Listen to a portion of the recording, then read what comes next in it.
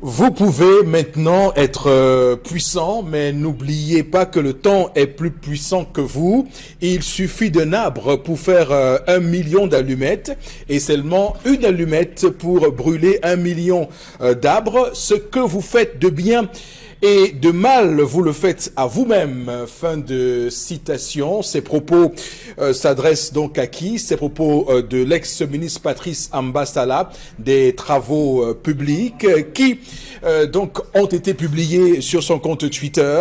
À qui s'adresse-t-il? L'on vous laisse donc spéculer parce que nous allons le laisser saouler par le prix des bières et des boissons gazeuses. Toute une ivresse sans ivrogne, on va dire, puisque le ministre du Commerce vient d'annuler l'augmentation du prix donc de ces prix-là. Et on voit très bien que Luc Magua Baga Atangana indique qu'il y a eu une précipitation de la part des brasseurs. Les nouveaux prix n'ont pas reçu l'approbation préalable de la tutelle, dit-il. Le Cameroun veut-il tuer l'industrie? C'est une question qu'on pourrait se poser ce matin. Donc on augmente les taxes et on pense qu'à chaque fois, les entreprises vont prendre sur elles. On ne peut pas asphyxier le secteur privé comme ça. C'est inadmissible, c'est inacceptable. Bonjour à tous, voilà monsieur, merci infiniment à vous de nous rejoindre sur Equinox Télévision. Nous sommes le jeudi 7 mars 2019, toujours avec la même envie de vous tenir la laine jusqu'à 12 heures. Le plateau est là, monsieur Batchou Chalamel. Bonjour et bienvenue. Bonjour monsieur Eric Fopoussi Chinegou. Bonjour à tous les téléspectateurs. Répression silencieuse, technique et stratégique pour tous ceux qui désormais emploieront le mot, une phrase, une effigie, bref, toute autre idée qui se rapprocherait de Maurice Kamto. La preuve, ce professeur qui avait osé proposer un texte de ce côté de Mendon s'est vu d'abord affecté à Yagua, l'extrême nord, pour se retrouver désormais congédié et viré. N'a-t-on pas le droit d'utiliser des textes, une pensée, fut-elle prise d'un éminent savant comme le professeur Kamto, juste parce qu'il y a des accointances politiques? La question, je vous la pose. Voilà, vous posez une très belle question, elle est pertinente votre question Chalamel, parce qu'on va se retrouver dans une configuration dans laquelle vous aurez des personnes qui sont embrigadées dans leurs pensées et ce qui est le plus affligeant dans tout cela, c'est que vous trouvez des Camerounais qui parviennent à défendre l'indéfendable, qui trouvent que le professeur en question a commis une faute professionnelle. Où est la faute professionnelle? On peut se poser la question, alors qu'on parle d'un sujet sur le tribalisme, sur le sentiment d'appartenance à cette nation, le patriotisme. Où est donc la faute professionnelle? C'est la question qu'on pourrait d'ailleurs se poser. Et on voit très bien qu'il y a désormais cette forme de confusion qui est faite entre l'hostilité à la patrie et l'hostilité donc à un régime. On voit très bien qu'on fait la confusion désormais dans le pays. Également sur le plateau ce matin, Karine Sontia, bonjour. Et bienvenue. Vous êtes pressé Vous êtes pressé apparemment? Non, du tout pas. Bonjour à vous donc. Bonjour Eric Fopossi, bonjour aux téléspectateurs du 10-12 Le Zénith. Penser équitablement, bâtir intelligemment, innover pour le changement. Tel est le thème de la 34e édition de la Journée internationale de la femme au Cameroun. La femme peut-elle, dans le contexte sociopolitique actuel au Cameroun, penser, bâtir et innover? Karine Sontia, qu'on va retrouver à 11h05. Ce sera la revue des réseaux sociaux, madame, messieurs, au cœur du 10-12, le Zénith de ce jeudi. Également sur le plateau ce matin, Bombok Bengan, bonjour et bienvenue. Bonjour, monsieur Foposi Negou. Bonjour à vos chers téléspectateurs. Voilà. Je m'inscris également sur la lancée faite par Karine ce matin. Le ministère de la décentralisation et du développement local appelle les femmes à s'intéresser à la décentralisation. A-t-il proposé une loi qui mette les femmes en vigueur, en avant, lorsque la décentralisation sera effective? Que fait ce ministère pour que la femme s'approprie la décentralisation? Merci, monsieur le ministre. Mais On ne peut pas, comme ça, parce qu'il y a une journée des droits de la femme, commencer à lancer des mots comme ça. Faites un projet de loi, déposé à l'Assemblée nationale, par exemple, que vous allez refuser toutes les listes où la femme ne sera pas tête de liste. Voilà, Par exemple. Voilà, dites ça, osez aussi proposer ça aux députés. Il faut que moi qui suis arrivé là, les femmes doivent être tête de liste.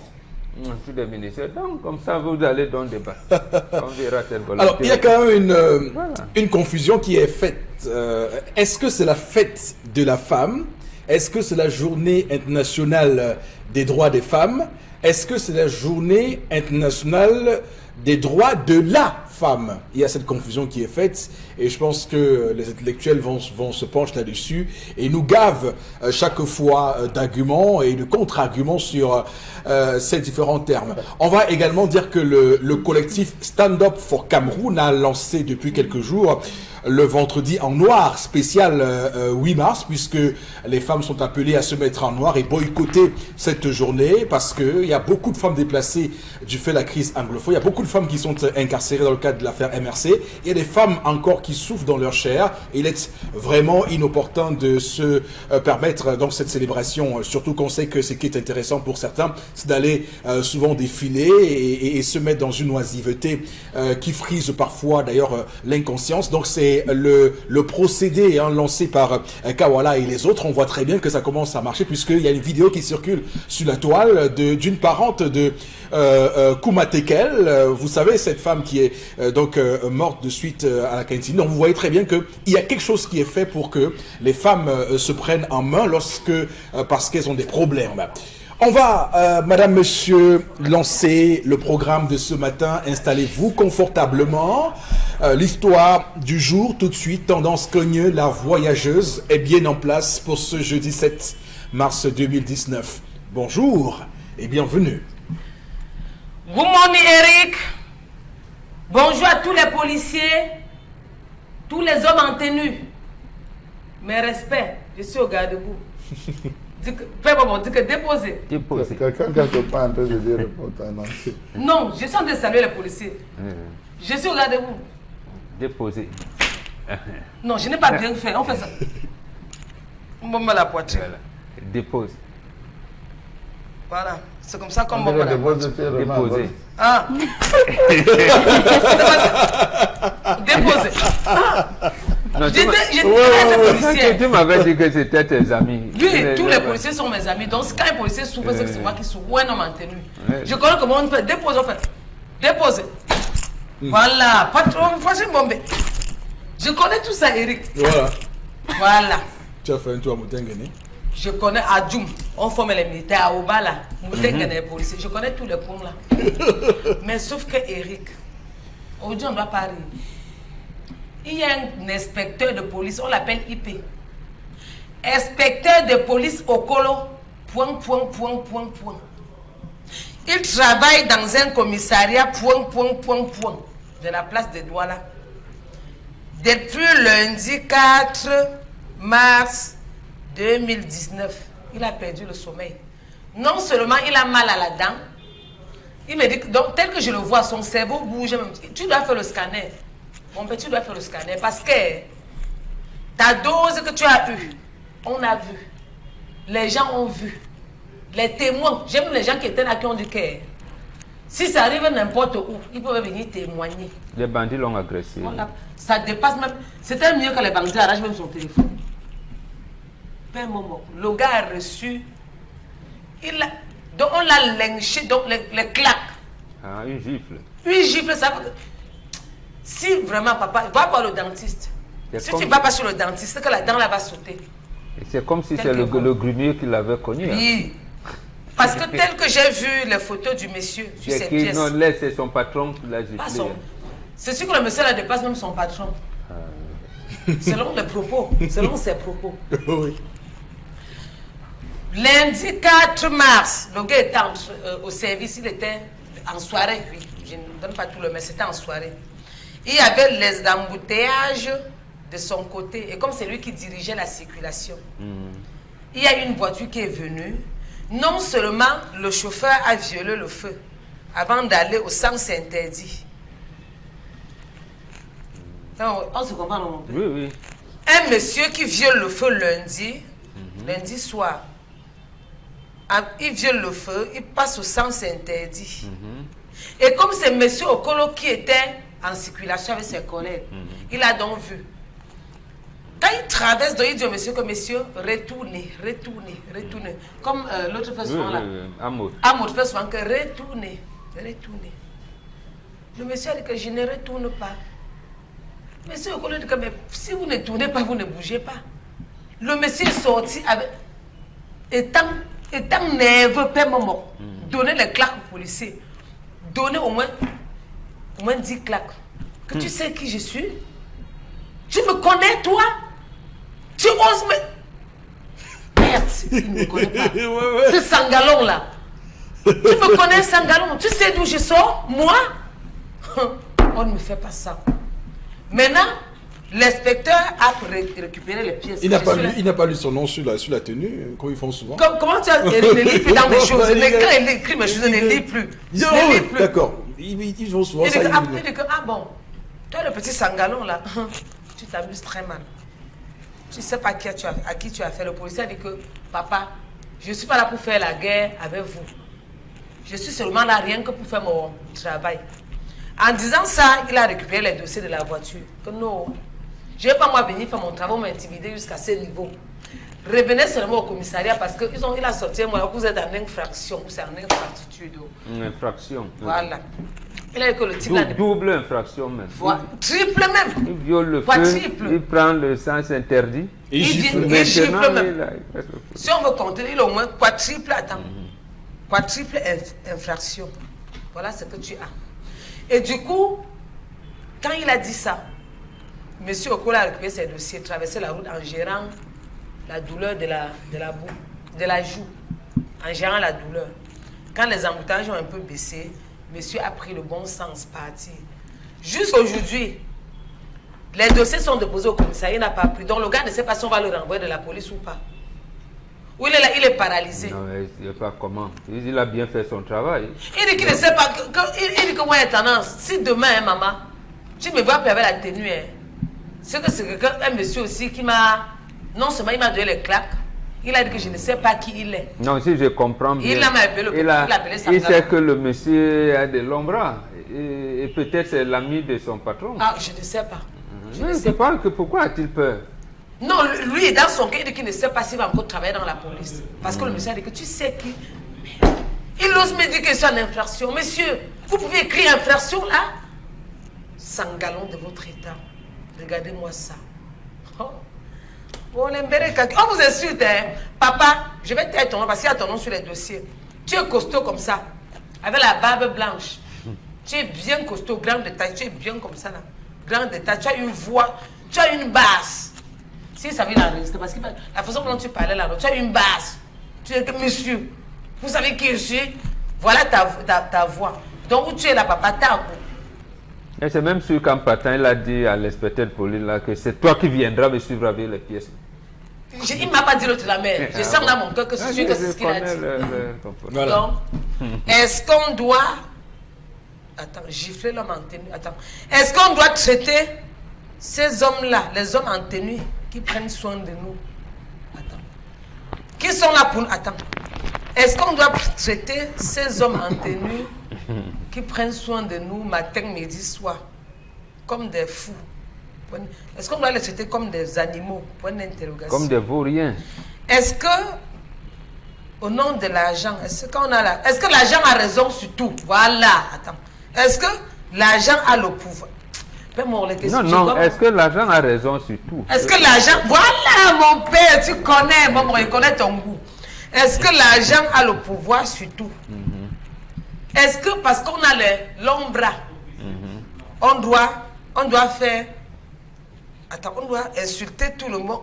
Oui, les questions sont difficiles. Moi, je suis passé. Il y a plusieurs questions qu'on va soulever. Non, je comprends. Comme les hommes en tennis sont tes amis, tu es tellement fatigué. Je suis courroucé.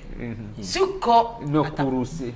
C'est le mot écharpe. Je suis courroucé ce matin. Franchement courroucé.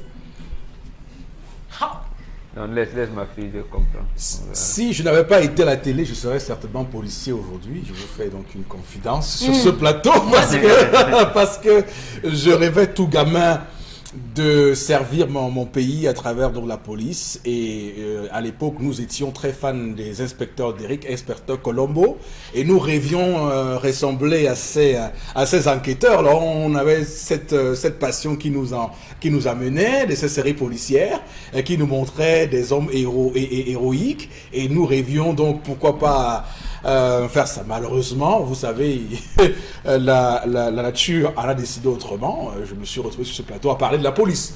Donc on en parle donc ce matin, hein, au final.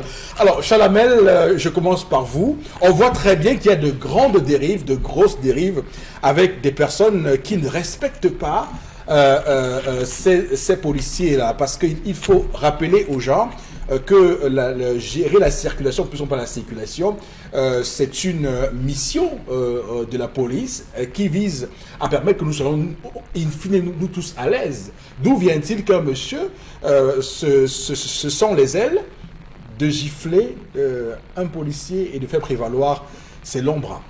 Monsieur Rifopoussi, je vais commencer par vous raconter une petite anecdote, ou peut-être deux petites anecdotes avant que de me prononcer sur la question que vous avez posée. Monsieur Yogo Tonga, Monsieur Yogo Tonga, le premier, celui à qui Aïdio avait confié la gestion, le tout premier à gérer la prison centrale de Kondengui, à Yaoundé, Monsieur Rifopoussi, c'est un monsieur qui était en service comme routier. Yogo Tonga, c'est un nom qu'il faut retenir. Il a vu la voiture du président arriver à Idio. Il s'est levé, il a donné le café, il a demandé de serrer. La voiture du président, et Aïdio était à l'intérieur. Il s'est exécuté, il a serré. Il est arrivé, il a demandé qu'on descende, M. Eric Fopoussi la vitre. On a descendu la vitre, il a demandé à inspecter le véhicule. Il a inspecté le véhicule et il a demandé les papiers, M. Eric Fopoussi. Non, mais ça, c'est il pas a contrôlé ça. J'ai dit, il a contrôlé et il a dit les papiers sont en règle, vous pouvez partir. Aïdio demande à son tour qu'il revienne. Il revient, Aïdio lui remet sa carte de visite en lui disant demain à 10 h au palais. Yogo Tonga rentre chez lui, il convoque sa famille, il dit bon, on m'a appelé, j'ai interpellé la voiture. Je suis fini. On m'a interpellé. Je suis fini. Mangeons le dernier repas comme Jésus, on se dit au revoir. Comme je pars là-bas, je ne suis plus sûr de revenir. Il va, on le sert à manger, le président sort, il accueille, il échange.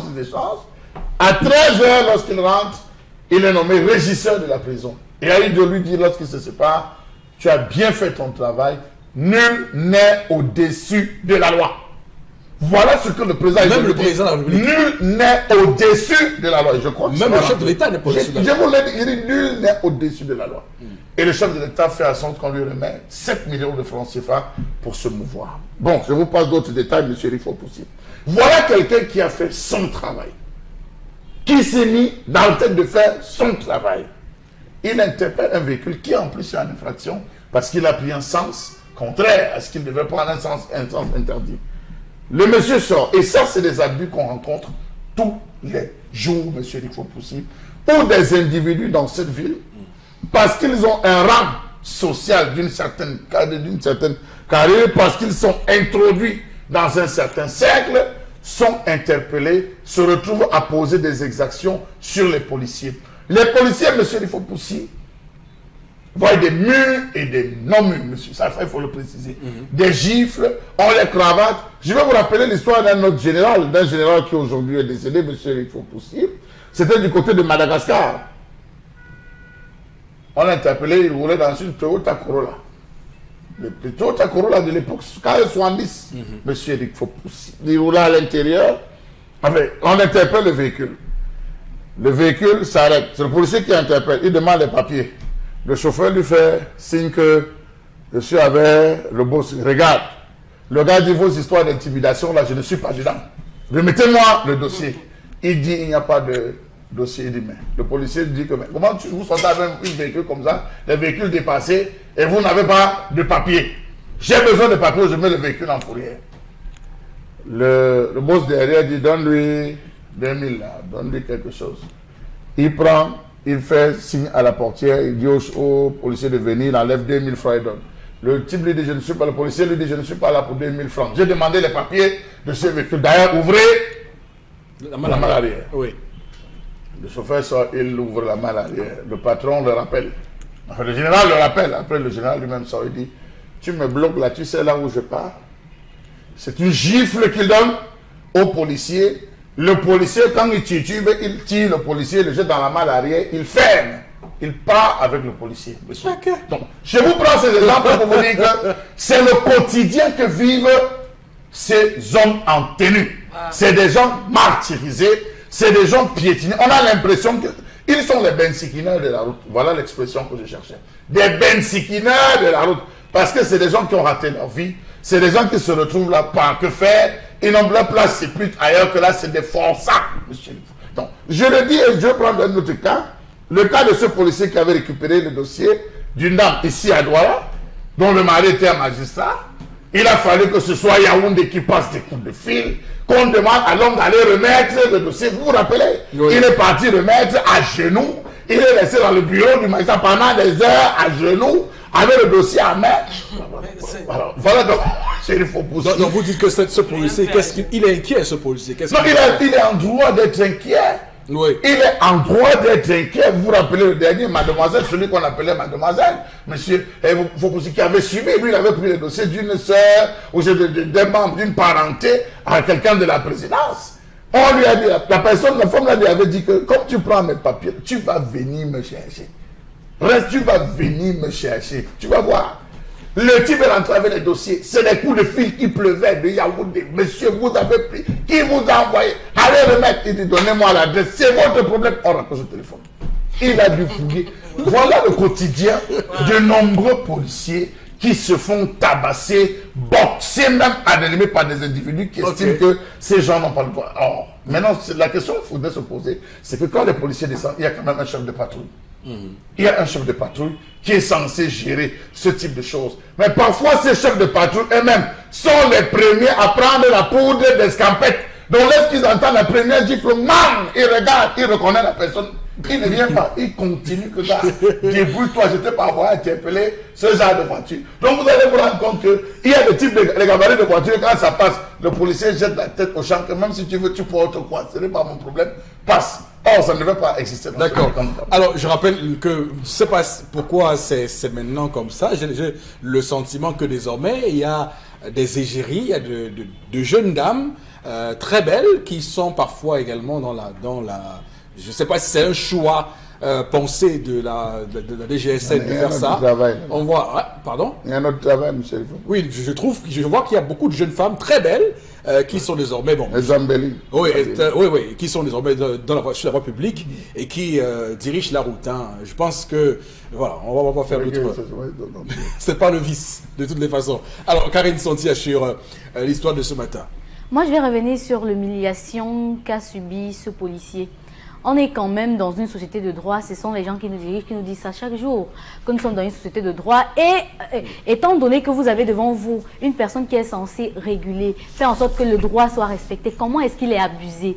Comment est-ce qu'on arrive à abuser de la personne qui est censée faire respecter le droit? Ça, c'est la grosse question qu'on se pose. Comment est-ce qu'un individu sort d'une voiture, qui plus est, elle peut être la voiture la plus chère du monde, devant, c'est la personne qui représente l'autorité devant toi. Comment est-ce que tu sors de ta voiture et tu gifles un policier? C'est comme si la personne là s'en fout même de son vigile en fait. S'en fout de son vigile, celui qui le paie pour qu'il le surveille. Parce que on a quand même dans nos sociétés l'envie de croire que les policiers, la corruption mine notre police et tout. Mais est-ce qu'au final, ce ne sont pas ces actions-là qui font en sorte que les policiers sont devenus non regardants envers ce genre de situation et que après, lorsqu'on lui donne un 2000 francs, il prend pour sauver sa tête? D'accord, très bien. Alors, je dois dire aussi, et ça c'est important de le relevé Charles Hamel. Il faut dire que les policiers font un travail exceptionnel pour la circulation routière. Il faut bien voir que ce sont ce type d'individus qui vous font parfois arriver à un rendez-vous en retard parce que eux, ils viennent souvent créer un 4e, 5e rang parce qu'ils estiment être plus pressés que tout le monde. Il faut le dénoncer. Oui, mais monsieur, il faut fermement. Oui. Il y a aussi que ce sont ces gens même qui créent parfois. Vous savez, il y a, surtout ces derniers moments, parfois vous voyez quelqu'un, c'est des envoyés de la présidence, c'est des gens qui sont en mission, c'est des gens qui sont en filature, c'est des gens... Il y a tellement de choses qui se passent que pourquoi ces personnes ne peuvent pas à un moment dire gars, on est en filature, nous suivons telle personne, ou ils ne veulent pas découvrir leur identité, ils sont obligés de poser ce type d'actions. Vous avez des gens... Non, mais ils doivent avoir des codes, non, à la police, pour savoir que telle personne est en mission. Boro Bengan, quel est votre propos sur l'histoire de ce matin? La première pour dire, c'est que pour aller dans votre sens, effectivement, il y a des codes. Il y a des codes. Au niveau des forces de maintien de l'ordre. Oui. Lorsque vous vous déplacez même, on vous envoie à Bamenda, là, pour une mission spéciale, et que vous voyez des barrières, il y a des codes, on vous dit comment, voilà, c'est fait. Donc si ce monsieur ne l'a pas fait, ça veut dire qu'il est triplement en infraction. L'autre chose, à la suite de Charles Hamel, il faudrait dire que ce Yogon Tonga dont vous parlez, c'est lui qui a mis la discipline au sein même de l'administration pénitentiaire en convoyant au moins plus d'une centaine de prisonniers sans qu'il y ait eu évasion. Et chaque prisonnier avait l'obligation de garder devant. Il lui dit, s'il part, c'est toi que j'arrête. Il a réussi comme ça à encadrer plus de 500 prisonniers sans qu'il y ait évasion. On va dire efficace jusqu'au bout. Oui, efficace jusqu'au bout. L'autre chose, je voudrais vous dire, oui, les femmes, il y a un aspect, mais il y a un aspect que la police utilise. Je voudrais effectivement que les autorités publiques, alors les hommes politiques qui nous dirigent, utilisent ce côté femmes. Oui. Pour qu'il n'y avait pas de femmes dans les stations-service. Je pense que là aussi, c'est une étude à mettre à l'actif de l'École supérieure des sciences économiques et commerciales de l'ESSEC de Douala. Je pense que c'est le professeur Bikanda qui était chef de département marketing à l'époque, parce que le climat social était devenu tendu. Et comment faire pour calmer l'atmosphère? Je pense que les étudiants de l'ESSEC de l'époque, sous la conduite du professeur Bikanda, avaient fait cette étude. Il fallait mettre les femmes pompistes. Oui. La même étude amenait à enlever, il y avait des grilles, quelquefois des vitres dans les pharmacies. Quand vous veniez, vous traversez par le bas, un petit truc en bas, vous passiez votre ordonnance. Il fallait enlever tout ça pour que, quand vous venez acheter le médicament, vous soyez en contact direct avec, que ce soit humain. Oui. Ça détend l'atmosphère véritablement. Pour le cas précis, parmi les métiers nobles que nous avons au monde, il y a les forces de maintien de l'ordre et les forces de défense et de sécurité. Et deux, voici des gens, pour notre cas précis du Cameroun, ils s'engagent à protéger, à nous protéger, et nous et nos biens. Mais eux, il leur est interdit de voter à 18 ans. Ça veut dire que comme nous aussi. Or, comment ils peuvent prendre l'engagement de protéger toute une nation et leurs biens à 18 ans alors qu'ils n'ont pas le droit de vote? Première chose. Deuxième chose, pour le cas spécifique des policiers, il leur est interdit au Cameroun de former les syndicats. Donc, l'histoire d'aujourd'hui nous amène donc à interpeller, moi, au premier chef, le délégué général de la sécurité nationale.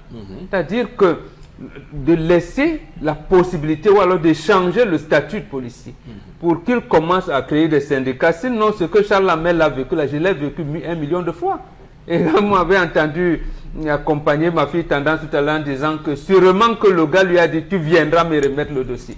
C'est des situations que nous avons vécues qui, quand vous le faites, vous pensez que vous ridiculisez le policier. Peut-être vous le ridiculisez. Il peut même être affecté de manière disciplinaire. Il peut même être, même son dossier disciplinaire peut même être, j'allais dire, entaché, oui, alors qu'il a raison sur toute la ligne. Simplement parce qu'il y a des hommes qui ont des passe-droits.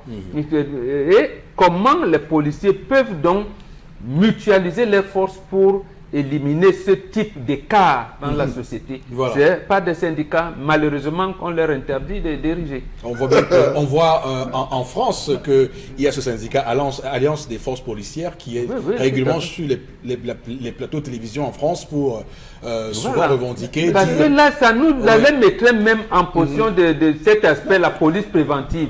Il nous éduquerait mieux Et je pense qu'un de nos confrères, pour le citer, Eli Pokamopo, GTV, il avait une émission de sécurité routière. Et vous avez vu, chaque fois, il appelait un policier ou un gendarme pour expliquer ce que c'est que le code de la route, la sécurité routière. Et quand vous entendiez les policiers à l'époque nous expliquer un certain nombre de choses, c'est-à-dire chaque citoyen se disait, ah, comment aujourd'hui nous on prend le taxi même en plein carrefour.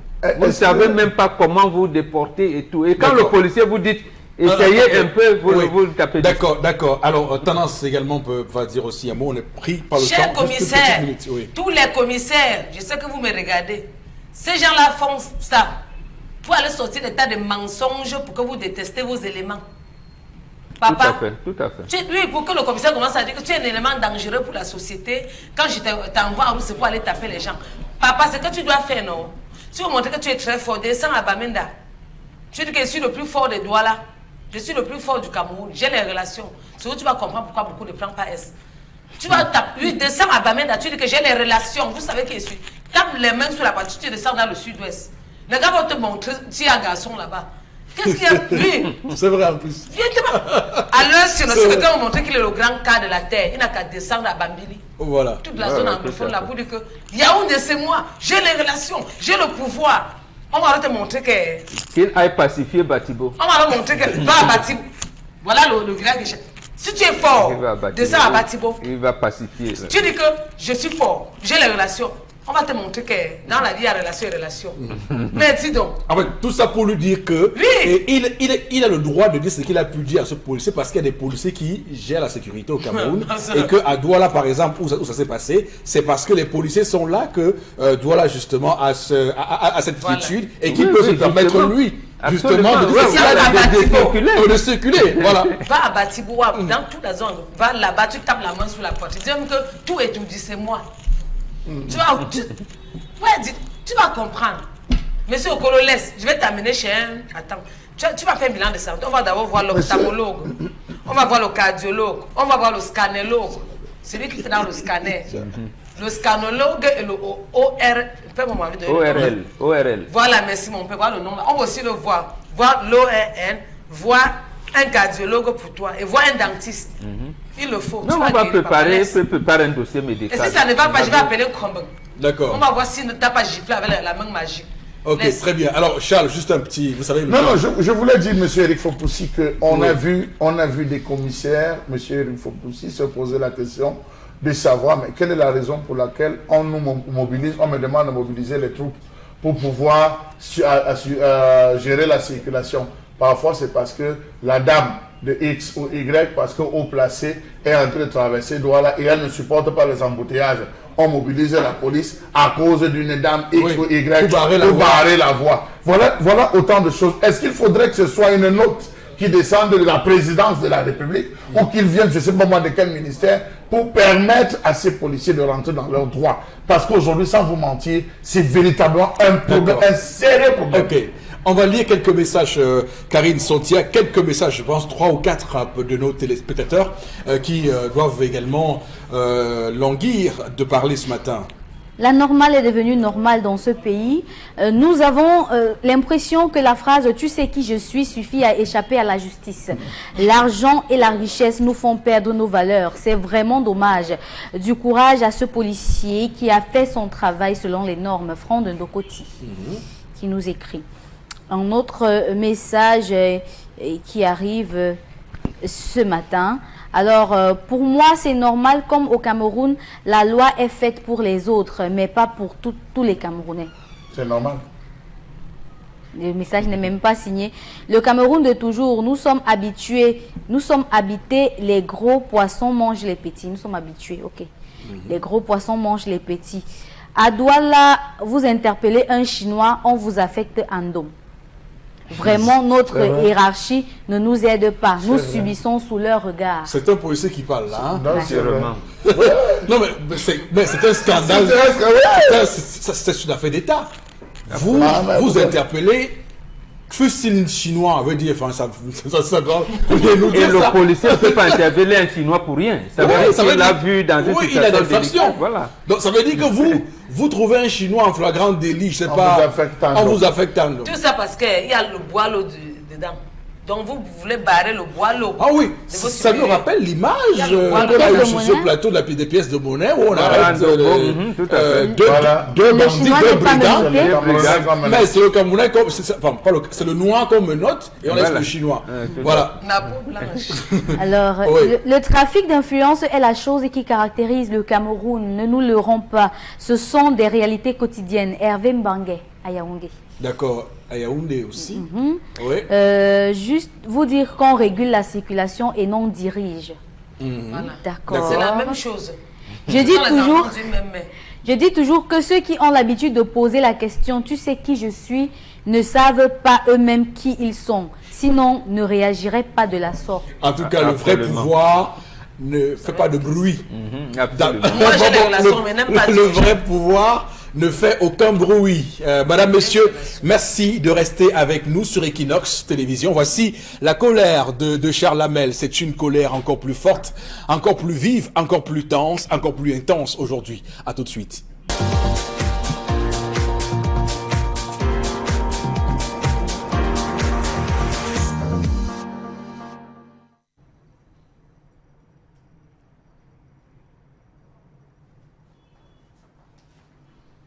Je m'interroge ce jour sur la question des abus sexuels sur mineurs au Cameroun. Où va le Cameroun? Où est passée la notion d'éthique? Comment comprendre que l'acte sexuel soit devenu quelque chose de banal? Comment rester indifférent à une atteinte aussi grave à l'intégrité physique et à la dignité humaine, ainsi bafouée?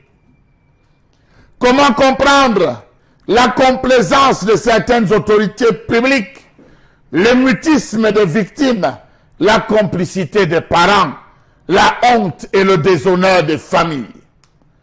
Quel est le rôle du ministère des Affaires sociales et de la promotion de la femme et de la famille, mieux encore des ONG présents au Cameroun? Que sont devenues les valeurs sociales fondamentales et les valeurs traditionnelles qui veulent qu'un enfant soit un bien précieux qui appartient non seulement à la famille, mais à la communauté tout entière? À qui incombe la responsabilité de l'élever, l'orienter, l'éduquer, le modeler, pour en faire un être mature et accompli? Savez-vous qu'aujourd'hui, il ne passe un jour où l'on entend à la radio, où on lit dans les journaux des informations sous forme de faits divers sur des abus sexuels perpétrés sur des enfants? Savez-vous que l'ONU a reçu 138 plaintes d'abus sexuels en 2017, seulement pour le Cameroun? Vraiment. Comment comprendre le fait que les abus sexuels reprennent de plus en plus de l'ampleur? Après le cauchemar d'un consommat, on ne cesse de vivre des abus. Savez-vous que sur 153 enfants qui ont déclaré avoir été victimes d'abus sexuels, 116 étaient des filles, soit 75,81%, et paradoxalement étaient des élèves? Comment comprendre le fait que les filles soient le plus touchées dans cette affaire d'exploitation sexuelle? Savez-vous que dans les familles, le phénomène est rampant et sournois, puisque 18% des femmes violées, soit plus de 80 000, le sont par leurs parents, pères, cousins, oncles et grands-pères, tandis que 12% de cette population de femmes violées ont moins de 10 ans. Savez-vous que l'inhumanité, l'indignité, la cruauté avec laquelle les femmes et les enfants sont exploités entraînent des dégâts corporels difficilement effaçables, comme les blessures, les IST-VIH, le vieillissement précoce les grossesses non désirées précoces, parfois suivies de décès maternels, des troubles de sommeil et des douleurs chroniques. Savez-vous que psychologiquement ces enfants sont traumatisés et présentent pour certains des troubles de comportement enclenant des agissements sociaux, grand banditisme, toxicomanie, agressivité et violence? Savez-vous que ces abus portent plusieurs noms? Fantasme et l'incontinence sexuelle, malédiction, déséquilibre psychologique, aléas culturels et cultuels, ignorance, promiscuité et pauvreté. Recherche effrénée du pouvoir, de l'argent ainsi que les liens avec les cercles mystiques et ésotériques sont entre autres des raisons qui poussent certains individus, parents ou proches, à abuser et à agresser sexuellement des jeunes. Janvier 2016, un enseignant du lycée classique de Tchang fut accusé de viol d'une élève. Mars 2018, 2 fillettes de 6 ans et 6 mois meurent après un viol en Konsamba. Novembre 2017, un prêtre accusé de viol d'une fillette à Ebolova prend la clé des Sissongo. Novembre 2017, 4 jeunes sont interpellés par le groupement mobile d'intervention de Bonanjo, accusés d'avoir violé Madeleine Marina, une mineure dans un domicile abandonné après K17. Mars 2018, un enseignant vacataire du lycée de Ndongrim aurait abusé sexuellement de 11 élèves. 14 février 2019, lycée bilingue de Deido, l'affaire de mars. Hier, 6 mars, c'est un père éploré, Abona Moussadi, qui se rend compte que son petit frère, qu'il a pris, qu'il héberge chez lui, parce que malade de diabète et d'hypertension artérielle, il a pris chez lui. Il découvre que c'est ce dernier qui a violé son fils, son neveu, le neveu, lui, son neveu, et lui, son fils de 8 ans.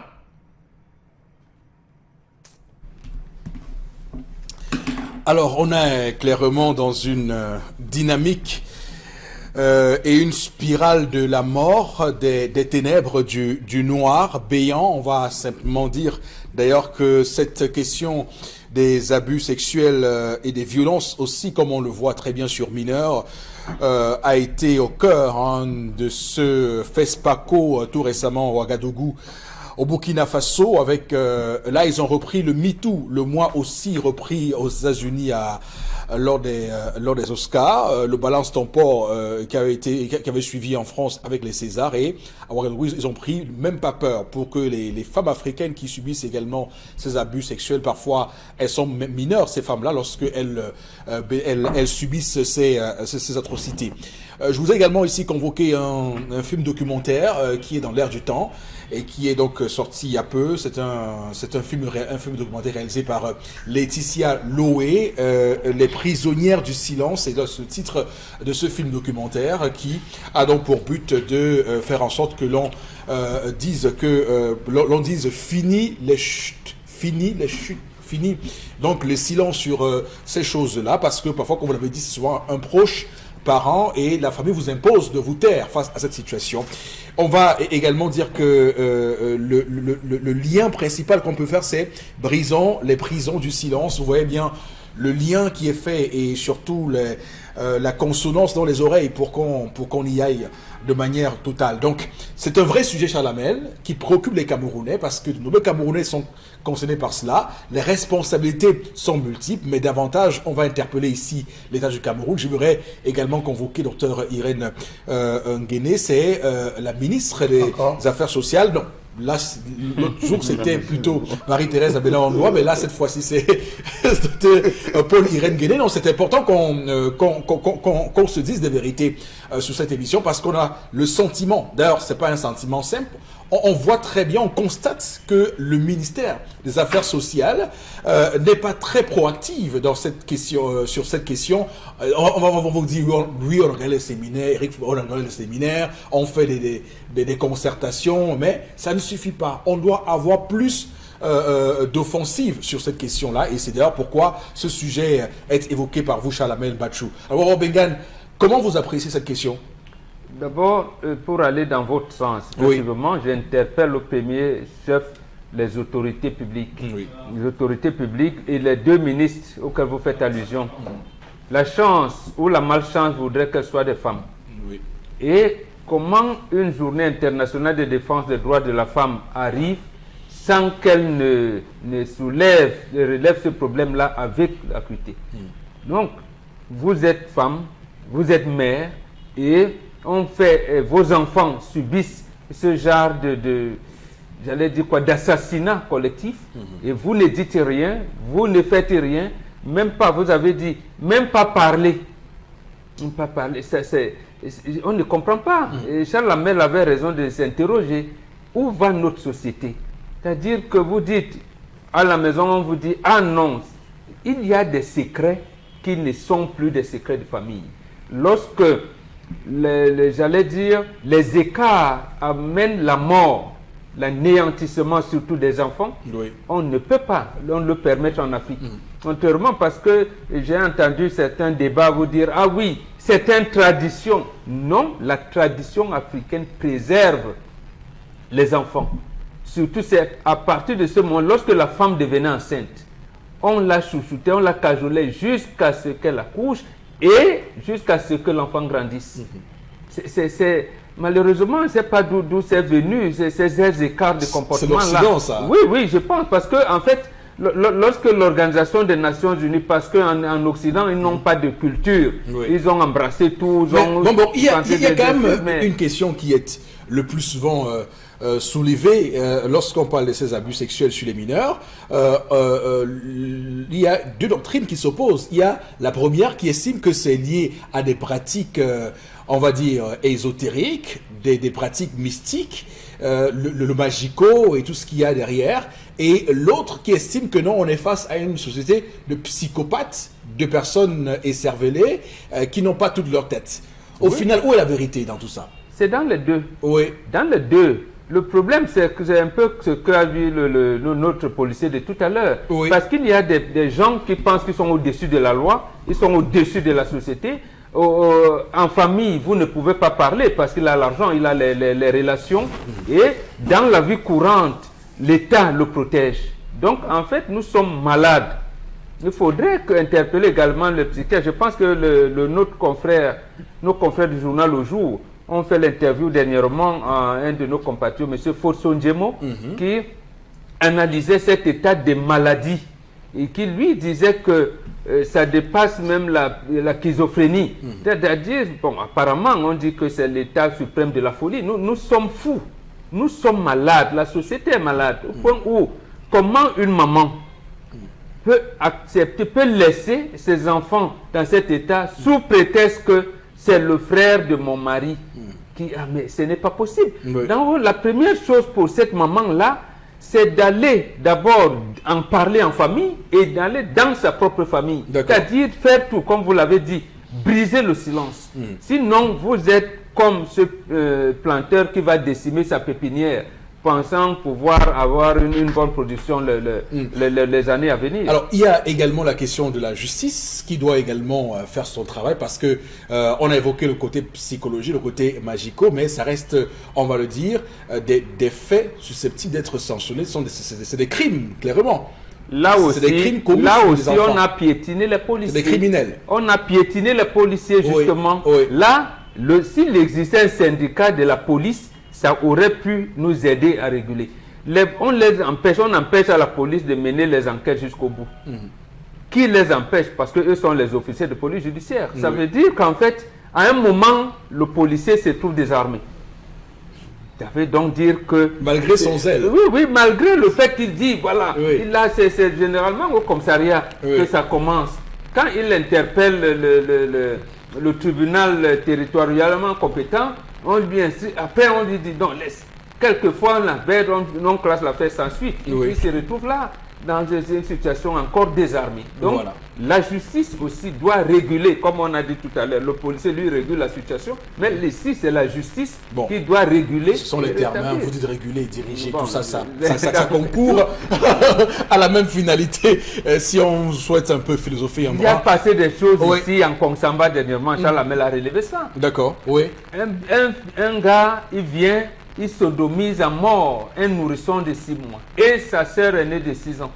C'est-à-dire qu'il est revenu chez son grand frère, hein, son grand frère comme on dit. Oui. Et l'épouse de son grand frère lui dit, ah oui, et nous avons perdu un membre de notre association, voilà l'enfant, reste avec l'enfant à la maison, il les assassine pratiquement. D'accord. Mais on laisse. En tout cas, moi, depuis ce jour-là, on ne sait pas si on a laissé parce de que... toutes les manières, ça doit créer une clameur sociale. Le fait même que ça passe un mois, on n'en parle pas, la justice devait commencer à nous expliquer de quoi il est question. En tout cas, le temps de la justice également, c'est un temps qu'il faut respecter. Est-ce que nous avons les outils au Cameroun pour gérer ce type de cas? Parce qu'on peut bien voir aussi que parfois on nous parle d'expertise pour réellement établir que les faits sont passés. En tout cas, on va en parler dans un court instant. On va en reparler, pardon, dans un court instant. Madame, monsieur, restez avec nous sur Equinox Télévision.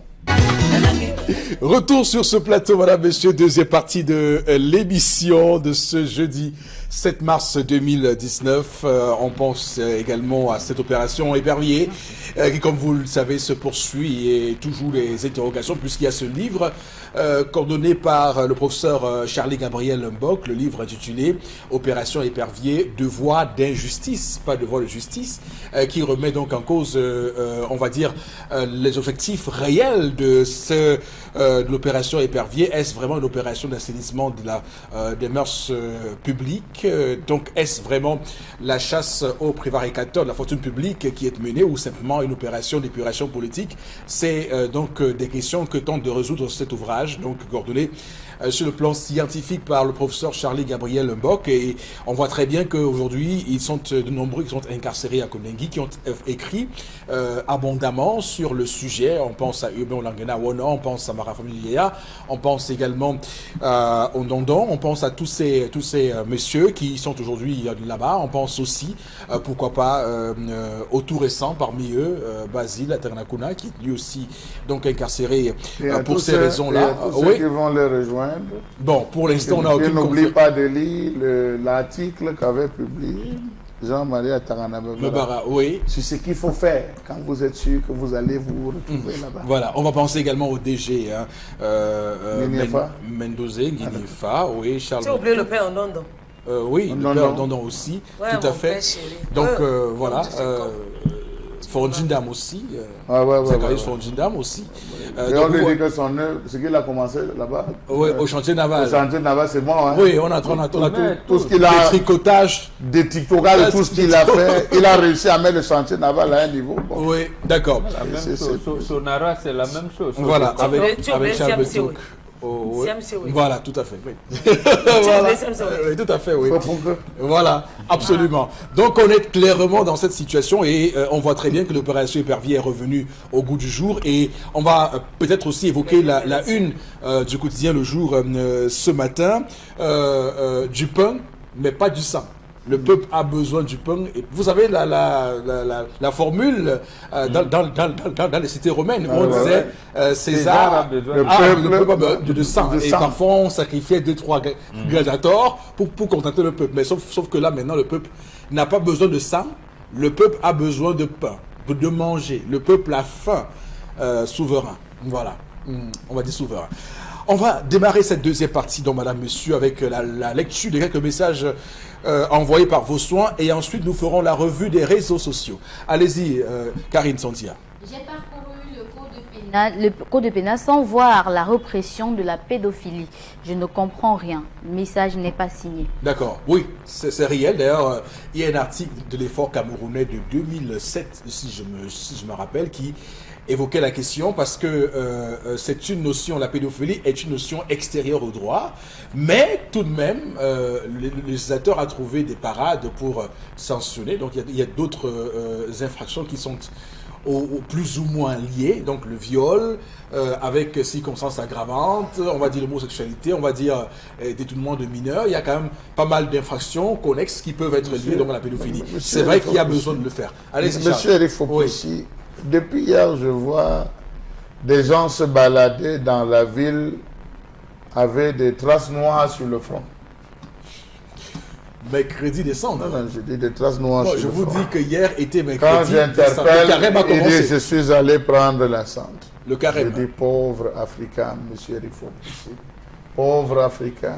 L'Africain ne se mettait pas la cendre n'importe comment, monsieur Rifopoussi. La cendre n'est pas synonyme de bénédiction. Non, mais est-ce que vous savez, est-ce Monsieur que vous savez la signification? Monsieur Rifopoussi. Tu es né poussière. Monsieur Eric Fopoussi. C'est un exercice. Lorsqu'on bannit un enfant, le père saisit la cendre. Il souffle sur l'enfant en disant je te bannis. Voilà. Lorsqu'une femme perd son enfant, elle se prend le corps de la cendre jusqu'aux pieds pour dire le malheur m'a frappé.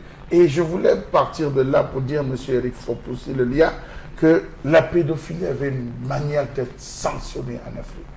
Je crois qu'aujourd'hui, l'occidentalisation a fait en sorte qu'on s'amuse. Vous voyez, même le code pénal n'a pas réussi à condamner cela. Vous allez dire quoi à ce monsieur hier qui voit son enfant agonisant sur le lit, alors que c'est le chien qu'il a sorti du puits, dont il s'occupe, qui est venu mordre dans sa propre maison, monsieur Eric Fopoussi. Il faut dire que c'est grave. C'est très grave. Précision, certes, le terme n'est pas énoncé de manière littérale, pédophilie, mais le droit camerounais, le droit pénal camerounais sanctionne ça. Monsieur Eric Fopoussi, on était à 432 000 femmes, d'après le RENATA, le réseau des femmes, le réseau national des associations de tantines. On était à 432 000 femmes en 2009. Oui. On est passé en 2000, après 2011-2016, on est passé à 500 000 femmes, avec femmes, c'est-à-dire enfants dedans, violées chaque année au Cameroun, monsieur Eric Fopoussi. Vous voulez dire que le ministre des Affaires sociales, elle fait quoi dans son bureau, monsieur Eric Fopoussi? Le ministre excusez-moi. Le ministre du 8 mars. Oui, le ministre du 8 mars. Appelons le ministre du 8 mars, monsieur Eric Fopoussi. Elles font quoi? C'est-à-dire, c'est le ministre du 8 mars, monsieur Eric Fopoussi. Restons courtois, c'est des ministres de la République, restons courtois, ce ne sont pas des ministres du 8 mars. Mais où sommes-nous, Charles? Monsieur Eric Fopoussi. Le pays pleure. Le pays pleure, mais elles sont où? Voilà. Vous allez les voir parader Je vous ai dit qu'elles organisent des séminaires de formation, de renforcement des capacités. Par rapport à ces affaires de viol, on s'est bien attendu à ce que, en dehors des associations qui chaque jour militent pour ces abus-là, que le ministre de la promotion de la femme et de la famille ou encore du ministre des Affaires sociales se lève un jour et fasse une sortie pour dire non à cela. C'est d'abord elle, quand ça commence en haut, tout le monde a la sensation que c'est vrai, que c'est grave. Mais quand c'est en bas, on a l'impression que ça ne touche personne, que le problème n'est que pour les autres. Il y a des gens sur les réseaux sociaux qui se battent pour ça. Mais tant que on ne voit pas une autorité compétente le faire, on a l'impression que ce n'est pas un problème. C'est comme on range cette histoire dans les affaires divers, les faits divers. Et pourtant, ailleurs au Canada, à une certaine époque, c'était l'information principale du journal du 20h. Donc, avant de commencer le 20h, on dit veut par-ci par-là, ainsi de suite. Donc, c'est comme ça que ça se passe. C'est un fait divers et pourtant. Monsieur Eric Fopoussi, vous avez de la même manière, vous avez coupé Karine, hein? Oui, de la même manière qu'on demande au ministre des Transports de descendre lorsqu'il y a accident de la circulation. Pourquoi on n'a jamais vu ces ministres du 8 mars descendre lorsqu'il y a cas de viol? Tendance ici a eu la chair de poule lorsqu'elle évoquait l'histoire de cette fille. Vont aller enterrer, monsieur. Vous vouliez que non, mais il y a une histoire. Qu'elle descende à leur pomme? Oui. Il y a une histoire. Oui, il y a une petite fille de 5 ans qui a été abusée par le mari de sa tante. Oui. Pendant tellement longtemps que l'enfant a eu à la fois l'insuffisance rénale et le cancer du col de l'utérus. Elle en est morte. Oui. Ça fait même pas une semaine qu'elle est décédée. Personne n'en parle. C'est comme si c'était une affaire des autres parce que ça n'a pas encore touché un ministre. Mais il faut voir comment le ministre a fait l'accident, c'est que ça devient. Mais c'est quoi cette histoire où même l'enfant qui est la chose la plus précieuse dans une société, dans toutes les sociétés, même pendant la Deuxième Guerre mondiale, les enfants étaient les choses les plus protégées avec les femmes. À chaque fois qu'on tirait sur un enfant, ça devient un problème international. Même au Pakistan jusqu'à aujourd'hui, les enfants qu'on utilise pour la guerre sont des synonymes de reportages et de documentaires. Mais pourquoi est-ce que personne ne se lève? Même notre chaîne nationale qui dit qu'on protège la situation, pourquoi est-ce que personne ne fait un documentaire pour nous dire que voilà la situation? Mais quand quelqu'un parle, on va dire qu'on a montré les scènes ceci à la télé, on a montré les scènes... Mais qu'est-ce qu'on vit? Qu'est-ce qu'on vit dans nos sociétés? Même à la maison, la voisine a peur de laisser son enfant à l'autre voisine parce qu'elle a peur de ce qui va se passer derrière elle. D'accord, ok, c'est compris.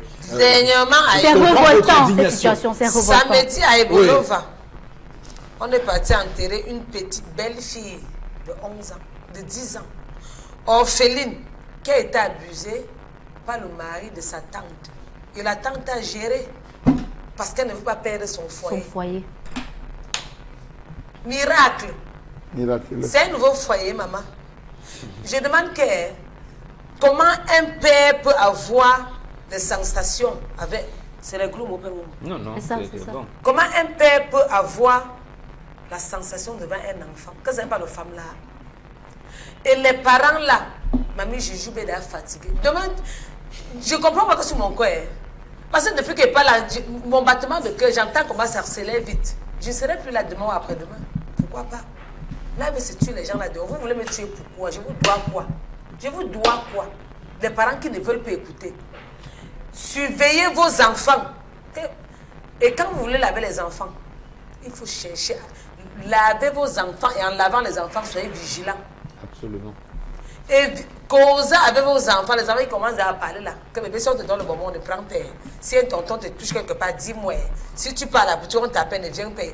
N'envoyez pas les enfants n'importe comment. Parce qu'on connaît maman qui sont à la maison là. Tu veux maman qui rentre le soir, elle s'installe au canapé, elle récupère le téléphone, elle dit, mais va prendre une au bar. On parlait de kidnapper l'enfant. En partant prendre une au bar, il y a quelqu'un qui va s'asseoir, un homme pervers, voilà le gros mot qu'il ne voulait pas dire. Un pervers va rester au bar, appeler l'enfant, dire que voilà le bonbon, après tu viens. Comme nos enfants sont souvent bêtes, l'enfant va partir, on va commencer à les toucher à l'enfant. Lavez vos enfants et causez avec les enfants. D'accord. Laissez plus les enfants. Laissez plus, ne dites plus que, ouais, va laver Poupina, va laver Benvira. Non, vous, les parents, lavez les enfants en leur regardant, en observant tous les parties. Karine va toutes les continuer parties du corps. à lire les messages. On a lu qu'un seul message depuis. On va en lire encore quelques-uns. Je me rappelle de l'avocate qui avait dit sur le plateau de Regard Social que tous ces violeurs doivent être castrés. Elle a parfaitement raison car cela va réduire ces cas de viol sur mineurs. On intègre. Nous, on avait donc ça dans l'Afrique antique. On faisait ça, ces gens de violeurs, on les tuait même à la vie. L'État devrait sortir une loi pour les violeurs. Lorsqu'on attrape un, on le castre tout simplement. Gaël Armel de Deido. Non, on le castre. C'est un traumatisme. Il n'en a plus besoin. Pour l'instant, ils doivent au moins être en prison. Ils ne sont pas encore. Ils ne sont pas encore. Qu'on commence d'abord par respecter les sanctions qui sont quand il y a une clameur sociale, le chef de l'État peut même intervenir par ordonnance. C'est une ordonnance qui réprime l'homosexualité qu'on avait introduit dans le code pénal. Vous vous rappelez? Est-ce que le chef de l'État ne peut plus signer les ordonnances? On a un arsenal. On a l'obligation de les envoyer sur le front. Son crayon à billes ne court plus. Pas tout le monde en même temps. Moi, ce que je dis, c'est qu'on a actuellement un arsenal juridique qui n'est pas respecté. Qu'on commence d'abord par respecter celui-là, avant après de voir si on peut légiférer. Non, ajoutons d'autres. Parce que il n'est pas opportun de cumuler les sanctions qui ne sont respectées par personne. Il faut qu'on commence par respecter ce qui est déjà prévu par la loi. Non, la société n'hiérarchise pas les choses comme ça. Lorsque Aïdjo prenait l'ordonnance contre l'homosexualité, ça n'existait pas, mais on l'a introduit. Est-ce que donc justement, ce qui est fait, c'est respecté?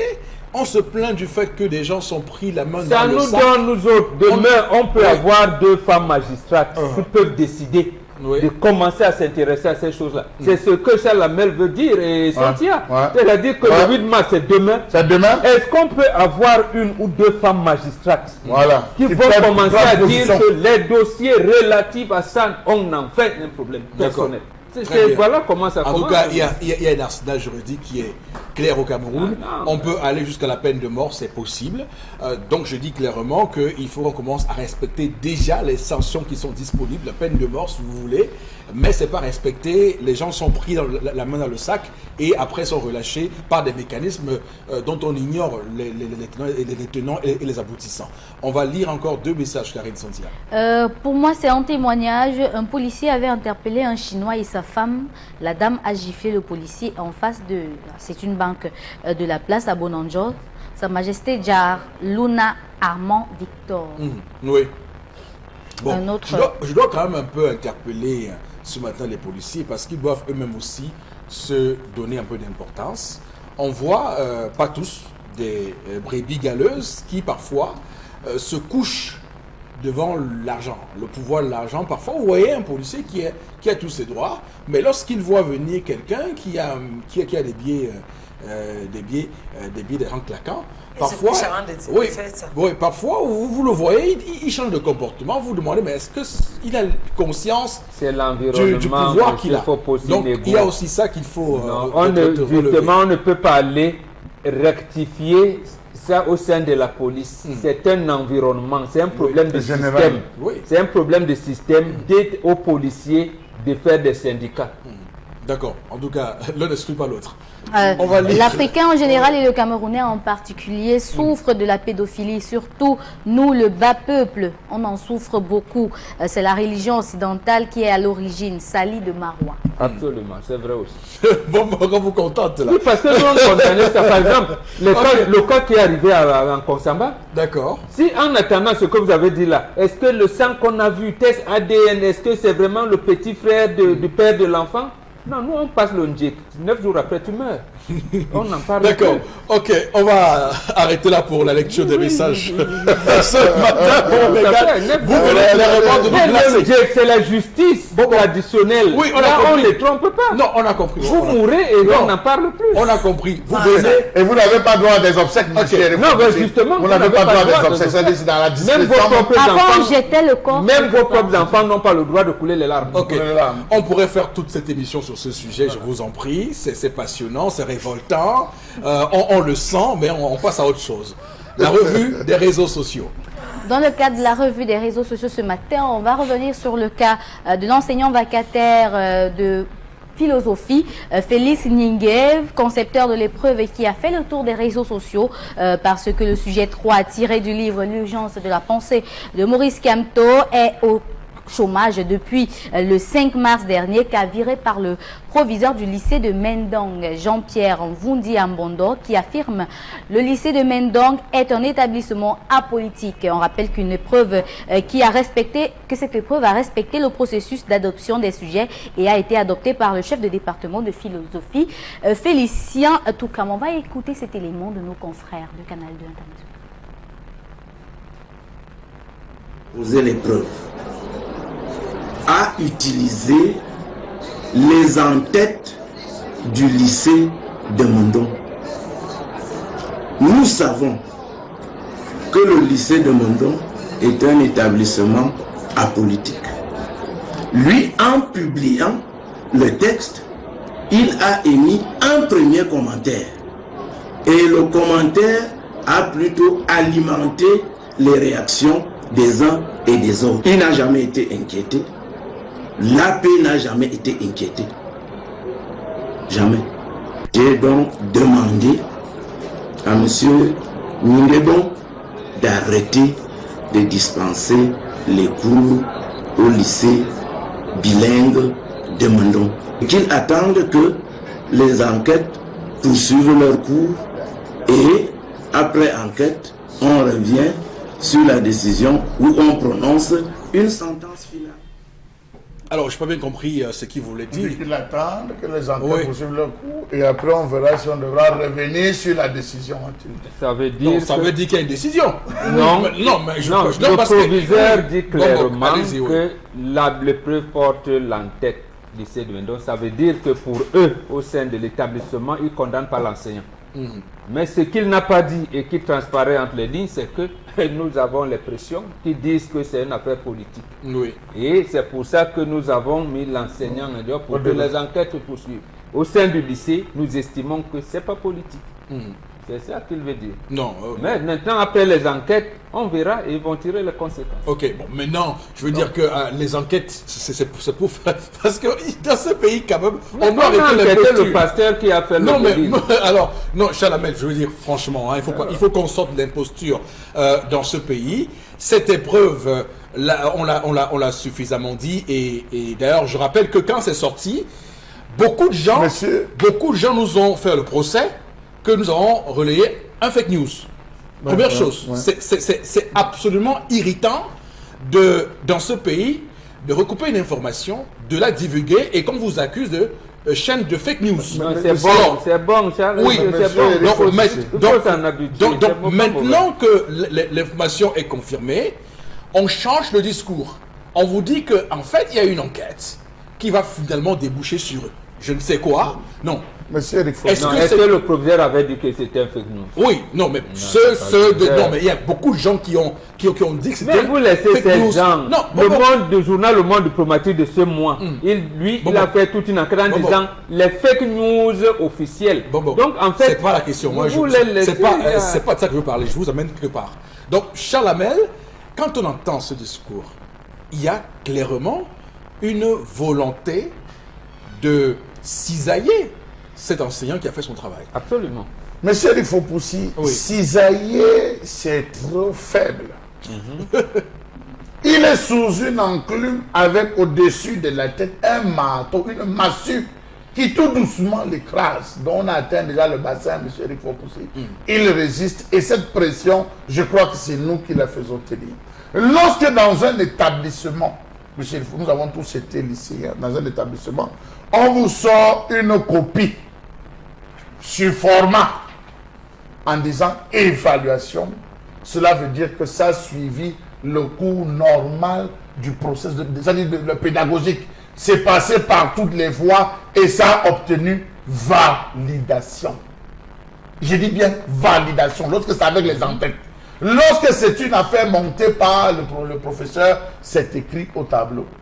Parfois, il tire, mais il ne met pas des entêtes. Absolument. Là-dessus. Oui. Donc, lorsque c'est de l'entête, c'est de la responsabilité du proviseur et non la responsabilité de l'enseignant.